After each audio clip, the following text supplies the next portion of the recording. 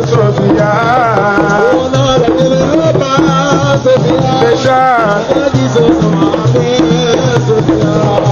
Wana la Jeluloma, Sofia, Anadi Sosama Abel, oh Sofia, Wow, Yo Khalebile, Tama Kodise, Jila Khame. Drama Kobeko, Solen Makamayule, Dina Karua, Desuma Karue, Wedding and Manyaka, Wana Leshar, Wana La Jeluloma, Sofia, Hanaji Sosama Ape, Sofia.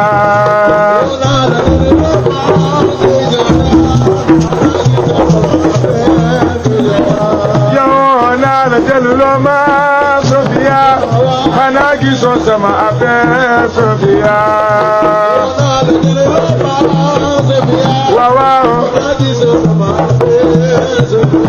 Yo Khalebile, Bama Kodise, Jila Khame, Dama Kobeko, Solen Makamayule, Dina Karuan, Desuma Karue, Dingen Manyaka. Wawa ya lumu yaga yaga yaga dina ye dunia ya dunia lumu yaga yaga yaga dina ye dunia ya dunia lumu yaga yaga yaga dina ye dunia Godo lule nyubagande Godo lule nyubagande Godo lule nyubagande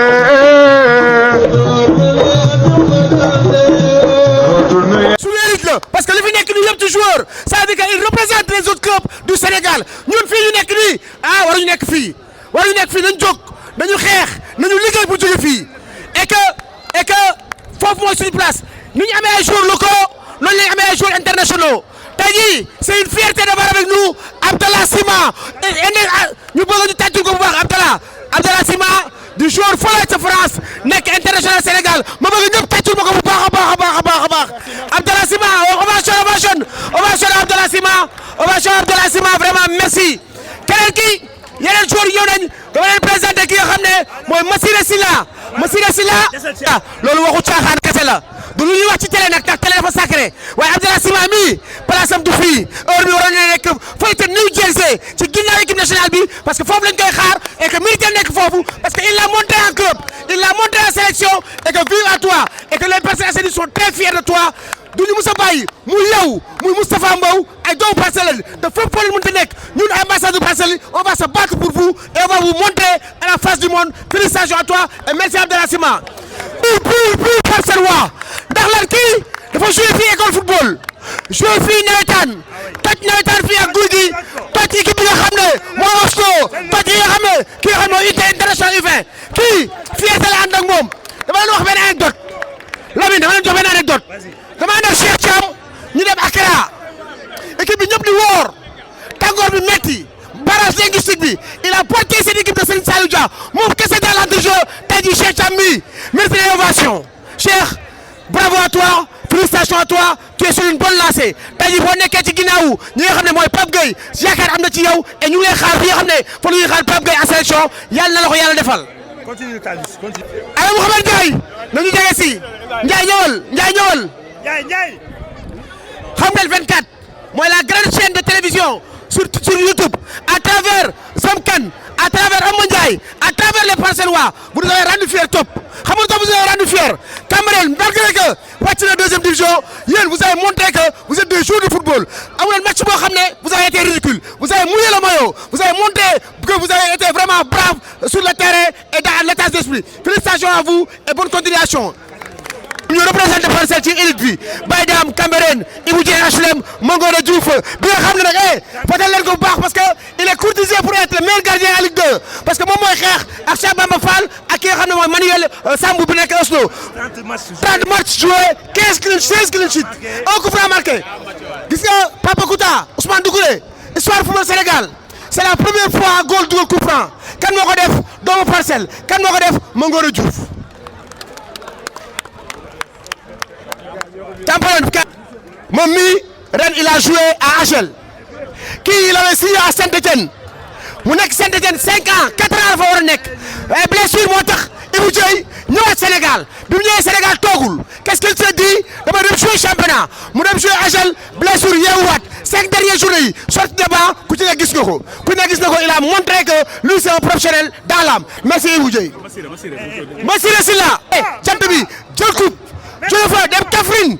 di fayeeku 75 000 jóge Kaffrine Jambar gis ko sur un match de 16e de finale Jambar Kaffrine Sayer Seck yàlla ko yàlla yore wëkkati moo ko gis yóbbu ko fi nga xam ne mooy Jambar mu dem POFC mu dem Link mu jóge fa dem fan Union Saint-Gillois tey jii mi ngi Belgique moo ak ki nga xam ne mooy Ousmane Niang champion d'Afrique ñoo bokk kër muy doomu kan muy doomu Mardo sunu mag ku def lu nekk si football bi jërëjëf Mouhamed Massiré Sylla set mu nekk fee di daw Cheikh Mbaye nekk fii daw ak Messi et moom mi ngi roi du jouet blessure moo tax mu foofu indi si kaw ñu ngi lay nuyu bu baax Mbemba nag dama taxaw ci moom ni ko Dakar FC defee démb ak le président Ousmane Sy moom noonu la ko defee ak doomu Grand Yoff ànd ak dib dund gis Mbemba Dabo moo tax Grand Yoff Espérance Grand Yoff yéeg fi nga xam ne mooy division supérieure félicitations à Mbemba lay jaar baax xam nga kañ lay ñëw waaye dañ ko defal li nga xam ne mën nañ defal arbitre somalien bi Moustapha Mbow c'est une fierté ñun on sait jamais Moustapha Mbow très fier de Moustapha Mbow boo baax bu ma maaree mu jox ko famille bi Moustapha Mbow amul leneen Moustapha Mbow kese la amul leneen tey jii bu ñu ko bàyyee foofu ba heure bi c'est parce que Koulibaly ñuy xool ndax day opérationnel d'ici le 15 ou pas moo tax ñu bàyyi fa Moustapha Mbow ba tey jii bu nekkul woon loolu nii laa ñibbee noonu lay ñibbee mais Moustapha Mbow di la fier nañ. Et j'ai comme l'impression que la relève, elle est bien assurée. Et ça me fait une très grande fierté ce soir de voir mon jeune frère et mon confrère qui est devenu mon confrère, un plateau de télévision, être au rendez-vous des grands moments de football. Et cela, c'est une fierté d'abord pour le Sénégal, mais surtout pour les Parcellois que nous sommes. Et tout à l'heure, en honorant Bouba Mané, je me suis dit que voilà un homme à honorer. Pourquoi? Parce que si on revient un peu dans l'histoire du football sénégalais, et particulièrement par l'Union sportive de Parcelles Assainies, c'est par Bouba Mané. En 2014, quand l'USPA était champion national, c'était avec Bouba Mané. Mais il y a des artisans des bons résultats obtenus par cette grande équipe de l'ASC Niary Tally. Donc si aujourd'hui, il est là pour accompagner les enfants, pour les encadrer, pour les pousser en tout cas à la performance, et cela nous fait grandement plaisir. Bouba ñu lay gërëm bu baax ci liggéey bi ngay def. Et puis yow foo dem rek wane fa sa empreinte. Tey am na xale yoo xam ne bu ñu amee teraanga football tey ils le te doivent. En tout cas nous sommes très contents de ta présence, mais surtout de l'accompagnement, mais du suivi aussi, parce que tu fais partie des figures emblématiques de notre football. Parce que c'est vrai que souvent on parle des performances des joueurs, mais on oublie les entraîneurs, on oublie les éducateurs, on oublie les encadreurs, alors que c'est eux qui ont été là pour encadrer la pépinière, cette pépinière qui est en train, en tout cas, d'éclore et de nous donner ses arbres et ses fruits où nous savons actuellement. Merci encore Bouba Mané et très bonne continuation. Malang su may wax nag ba am ñu ma wax le nag dama leen di bàyyi leen ngeen continuer yow ak Lamine Ndiaye micro baa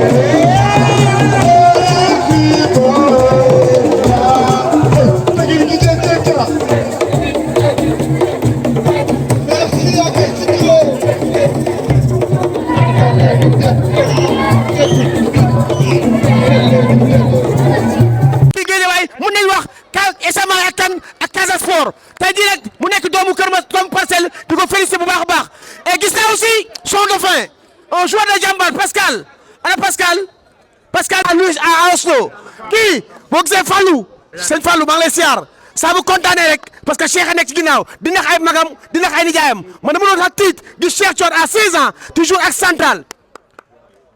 et que vous avez les salutations du roi des arènes Modou Lo parce que yënguñ ci ba tey bu ci jotu nag ba mardi mercredi Ousmane naa ko bind naa ko wax dañ ma mere seen xaalis la ñoom lañ ko may président nee na génnee na chèque bi mi ngi nii jox na ko fédéraux yi nañ ko jox xale yi c'est leur argent c'est leur argent ils ont reçu 100.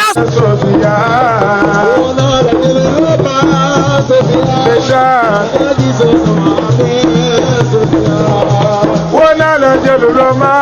Sofia ana gisoon sama appel oh Sofia waaw waaw yow xale bi le ba ma ko gisee ci la xamee dama ko bëgg sole ma ko mayule dina xaruwaay te suma xaruwee way di ngeen ma ñàkk wana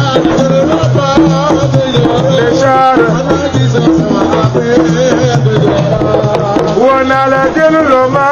Sofia xanaa gisoo sama affaire Sofia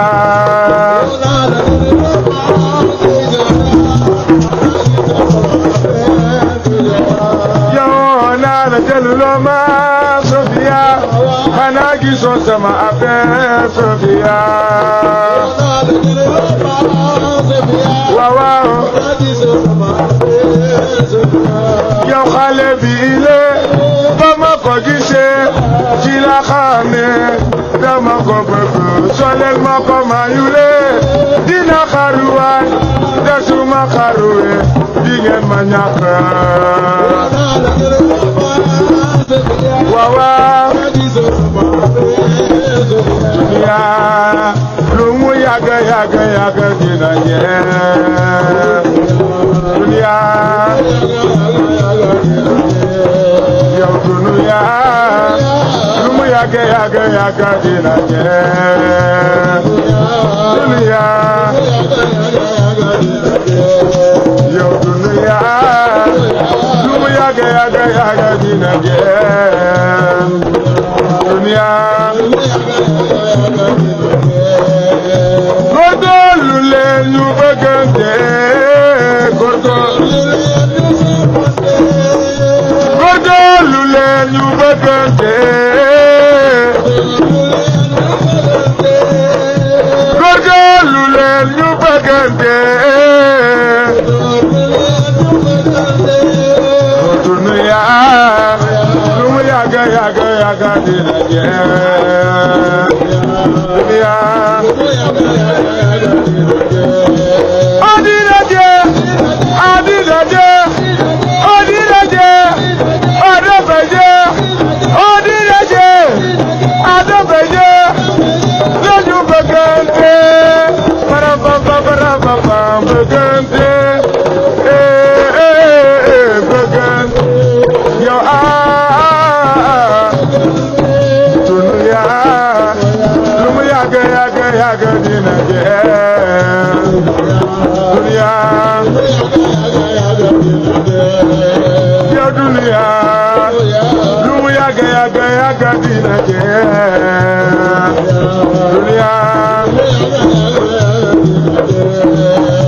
yow aduna amul solo ndeysaan si dee ñàkk sa bakkan yow gala sargal doomu Parcelles Assainies tey jii ñëpp di ko def fu ne tey jii yéen ñaar ñii ay doomu Parcelles ngeen comme Abdallah Sima comme ñëpp tey jii Parcelles amuñu équipe boo xam ne dafa jouer élite équipe bi mi ngi division régionale tey jii boo leen yëgee lu mel noonu ban yëg-yëg ngeen am. waaw tout d'abord maa ngi nuyu waa Parcelles yëpp di nuyu ñi def initiative bu rafet bii nii invité tous les joueurs Parcelles mooy ñi nekk Europe mooy ñu nekk fii championnat bi je pense que loolu dara gënu ko rafet comme li may wax aussi defuñ lu ñu war a sargalee si football mais dafa rafet tey ñun ñëpp ñu dajale fii retrouvé wu mais su ma ñëwee si question bi nga ma posé mooy que Parcelles dafa war a am équipe bu nekk si élite football parce que je pense que talent yu regorgé tey championnat sénégalais bi tey si équipe yëpp tey soo xoolee nga fay fekk ay joueurs Parcelles donc ça veut dire que Parcelles mérite na équipe boo xamante ni tey dafa war a nekk si élite bi je vais pas dugg ci débat boo xamante ni c'est purement politique mais lenn lu may wax daal mooy que Parcelles mérite na am équipe boo xamante ni au moins day nekk ci deuxième division wala première division football sénégalais. man du ma wax politique man sport rek laa xam xaw ma leneen lu dul sport yéen ay football kat ngeen man journaliste sportif laa du ma journaliste politique du ma généraliste Cheikh li ma la laaj laay laaj Youssoufa tey bu ñu joué match bu mel nii gala yéen ngeen commencé Parcelles nawetaan fi Cheikh tey jii seen morom yi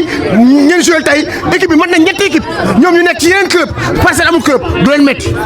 waaw avant tout dama lay remercier waa Parcelles yëpp si invitation bi initiative bu rafet la franchement parce que ñun Parcelles lañ am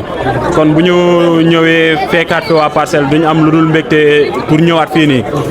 waaw ca question bi nag waaw loolu day nekk loo xam ne tey question bu am solo la parce que ñun Parcelles lañ am bu ñu sañoon tey di gis équipe Parcelles mu nekk ci division yu gën a mag ñaan nañ yàlla équipe bu Parcelles dem bay jouer Ligue des champions africain kon nag tey buñ gisee loolu dafay nekk loo xam ne du nekk lu ñu neex waaw parce que Parcelles li fi nekk ci ay talent mën naa ni war na mën a répondre ci équipe bi parce que mënoo wax football Sénégal génnee ci Parcelles kon tey bu ñu yëgee loolu noonu dafay nekk loo xam ni waaw day xaw a doy waar di woo joueur yëpp comme joueur waaw ñu ñëw jàpp ci équipe bi xam ne équipe bi bu jugee ñun la jugal équipe bi fu mu nekk nii tamit ñun la nekkal parce que fépp fu ñu dem tey représentant Parcelles lañ fay demee tey bu ñu demoon tey ñu laaj ñu tey Parcelles ban équipe moo fa nekk loolu pour man suñu gàcce la waaw di woowaat waa Parcelles yëpp ñu ñëw jàpp ci équipe bi. dégg ngeen xale yi nee nañ ñoom Parcelles fi mu nekk nii seen gàcce la ndaxte ñoom mënuñu nekk ay professionnels. nuyu maanaam yow di la remercier itam doomu Parcelles yi ñu gis fii tey parce que tam fierté la ñu am tey loo ci mën di dégg tamit fi lañ leen tete ñu am talent tey ñenn ñi ñu ngi extérieur ñenn ñi tam ay professionnels lañ même bu dee ñu ngi Sénégal donc loolu xol bu sedd la rek comme li nga wax rek club bi defe naa ñun dañuy waxaat parce que xol bu jeex lañ ci am ak xol bu naqari booy yi yëpp ay Abdallah Sima ba ci ñi ci gën a féete suuf foo leen dëkk Parcelles seen équipe fan la toll 5e division loolu dafa romb gàcce loolu c'est extraordinaire dafa ñaaw dafa nekk loo xam ne c'est quelque chose de vilain su ñuy wax ñaaw foofu la ñaaw te fi yam la moo ko waral benn personne benn nit moom moo fi nekk mooy def lu ko neex mooy wax lu ko neex ay nit su leen neexee ñu dem ànd ak moom ñi doon ànd ak moom yëpp tey ñu ne dañuy dem ànd ak moom parce que xaw ma dañuy créer ay assise xaw ma ay lan la ñuy créer ñooñu ñëpp tey bàyyi nañu reculer nañ léegi ñun suñu digganteeg Moussa Sy d'accord nu mu xojee Parcelles d'accord mais ñi demoon ànd ak moom tey ñoom ñëpp taxawaat ne bàyyi nañ ñoom ñëpp lañ war a andi fii ci digg stade bi tàndre leen par 4 ñi demoon ànd ak moom ñëpp nag laa wax ay nit yu mature yor fi ay responsabilité Parcelles ñoo demoon ànd ak moom ñu dem ba ci digg saison bi défaite ñoom ñu ne dañoo bàyyi quoi te bu dul woon ñoom tey Parcelles fi mu war a dem na fa tey ñoom ñëpp dañ leen xàmmee dañ leen war a tendre par 4 ñoom ñëpp parce que Moussa Sy lan la quel est le problème yow benn nit yow doo def assemblée générale yow lu la neex ngay def ba pare dem dëkk Almadi jël sa tànk teg ci kaw waa Parcelles soo yeewoo dem vaquer say occupation waa Parcelles toog fii di jouer 5e division 5e division bi yëpp équipe bi day defet rek du match nul mu équipe bu jigéen Parcelles bi nga xam ne tey ñëpp xam nañ ni ci équipe yi gënoon performant ci Sénégal la bokk di yóbbu ay 8 joueurs sélection mais équipe boobu def na 18 matchs 3 points sans défaite sans victoire 3 nuls la am yi ci des yëpp ay défaite 15 défaites 3 nuls c'est extraordinaire. division régionale parce que bi nga xam ne génn na fi talent bu nekk est-ce que fële ca Lens boo ko yëgee doo am pincement au cœur. non man moom déception la quoi pour ñun que ça soit ñun pro yi que ça soit population Parcelles parce que tey Parcelles tey soo xoolee tey ñuy nekk fii moo xam gars yu jouer championnat que ça soit ñoo xam ñu ngi nekk Europe fële mais si man la Parcelles warul nekk si situation yu mel nii te man jàpp naa ne ñun tamit am nañ si part de responsabilité mais aussi tamit gars yi aussi foo ñu xam ñun ay doomu Parcelles lañu xam nga peut-être ñu ngi 5 mais gars yi bëri tey xëy na dañuy jàpp ne ñun bokkuñu si Parcelles alors ñun Parcelles tey leen defee lépp tey ay coach guuna yi gars yi xam nañu voilà depuis xale xam nga ñoom ñooñu doon formé donc su ñun daal man solution man lépp lu mu jàpp mooy ñu toog waxtaan suñu biir xool tey problème bi lan la parce que tey suñu xamul lan mooy problème bi mënuñu trouver ay solution mais pour man tey c'est pas normal ak Parcelles tey talent bii ñu am nii Parcelles nekk si ay 5e division yooyu. tey jii Abdallah Sima nekk ambassadeur parce que jour international nga professionnel nga tey jii boo xamee problème bi est-ce que mën nañ jàpp ne Abdallah mën na nekk ambassadeur pour dox ci ay jéego pour que Parcelles ñëwaat ci Parcelles waay. xam nga tey ñun Parcelles suñu fierté la tey ak lu ñu mën am tey Parcelles lañ koy indiwaat donc tey ñun en tant que pro gëm naa ne man dinaa jël samay propre responsabilité jéem a waxtaan ak boo yu fi nekk ñu jéem a xool nan la ñu mën a def pour mën a jàppale Parcelles parce que Parcelles du benn koñ rek mais xam nga tey voilà Parcelles mën naa ne 1 ba 26 la donc tey c'est pas normal tey wax dëgg yàlla Parcelles nekk si situation yu mel nii man boog en personne maa ko wax fii dinaa jël samay responsabilité waxtaan ak joueur Parcelles yi waxtaan ak ñu mën a waxtaanal après incha allah lépp lu si mën ñun nañ ko def. am na solo bu ko Abdallah Sima waxee Youssoufa Mbodj moo ko wax Cheikh Thiam moo ko wax parce que ñii ñëpp dañu bëgg a delloo li nga xam ne moom la leen football defal delloo waat ci football bi donc di leen gërëm di leen sant nos pros nos fiertés Cheikh. lii nag nekk première édition ba tey jeexul prochaine deuxième édition Abdallah Sima dina fi nekk Youssoufa Mbodj dina fi nekk Cheikh Thiam dina fi nekk tous les jours parcellois moo xam professionnel Ligue 1 Sénégal Ligue 2 Sénégal National 1 National 2 Régional professionnel Europe Amérique Arabie Saoudite ñoo si doon rendez-vous l'année prochaine fii si Parcelles Assainies merci.